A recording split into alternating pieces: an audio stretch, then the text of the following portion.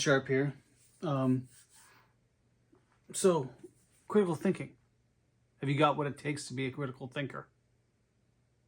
I think you do. You got a brain. All right, very good.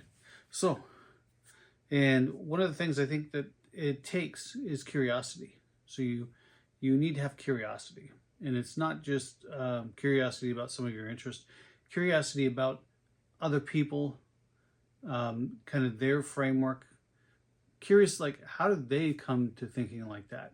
How did they come to the conclusion of what they're saying? As you know, if you've done some research around, let's say, different studies, especially when you were dealing with philosophy and different things like that, that aren't actual exact science studies where they take one component, put it with another component and say this is what it does. So there's different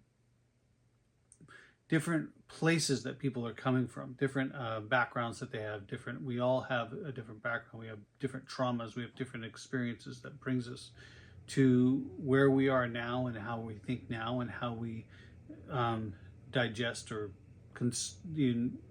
translate the information that's around us.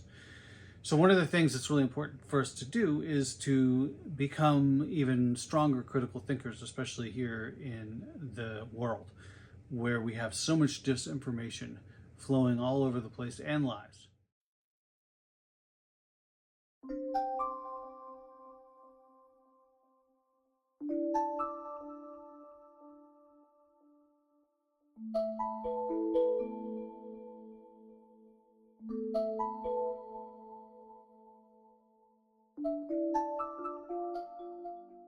And in America right now, we have a president and a vice president and his cabinet that lies constantly.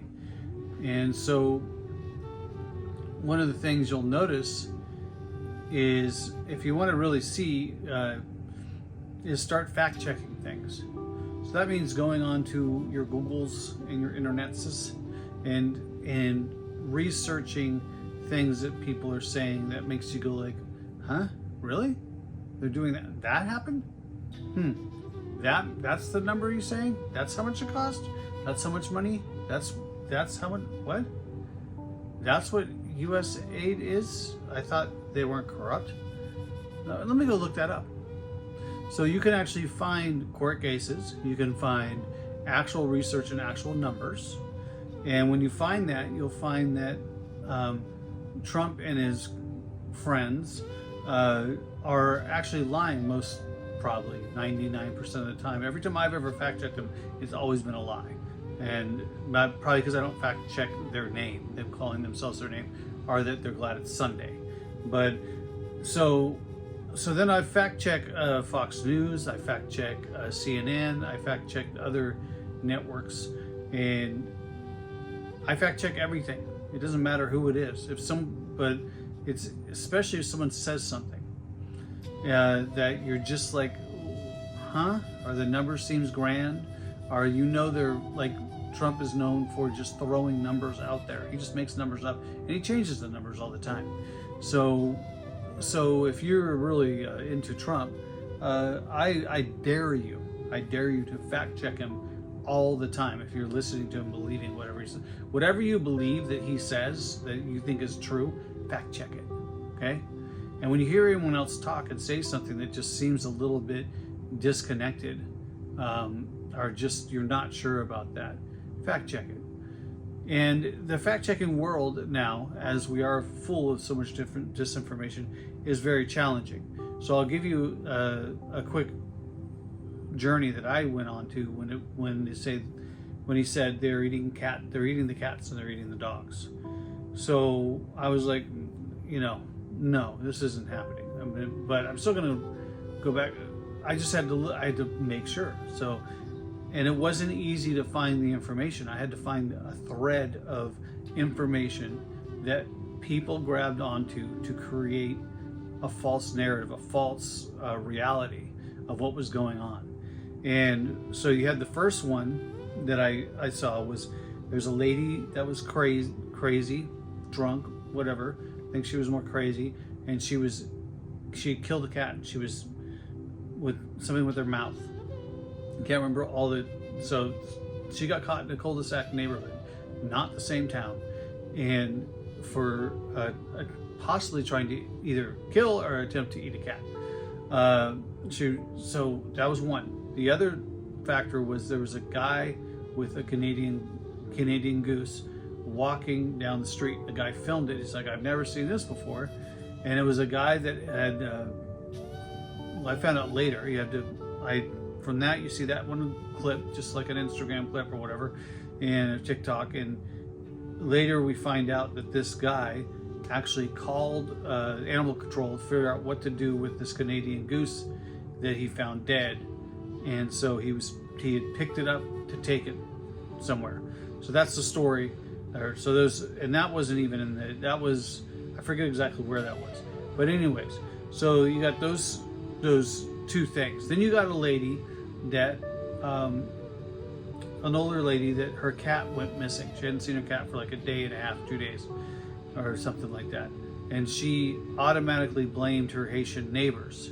So this is how it all gets blended together, right? And she automatically blamed her Haitian neighbors for eating her cat. And her cat showed up the next day or the day after that, and she went and apologized to them for doing that. So, and it wasn't even. It was this other lady that ended up sharing the story, and she apologized and she felt bad, and they were Trumpsters, whatever. But either way, that whole piece became this story that some people that wanted to create fear, I guess, in y'all and whoever, and they created this fake story, and it all got blended together into that Haitians are eating cats and dogs, and it just built on that. So you can see how challenging it is for some of these things that we're hearing, and to start taking them apart. I mean, you can also look at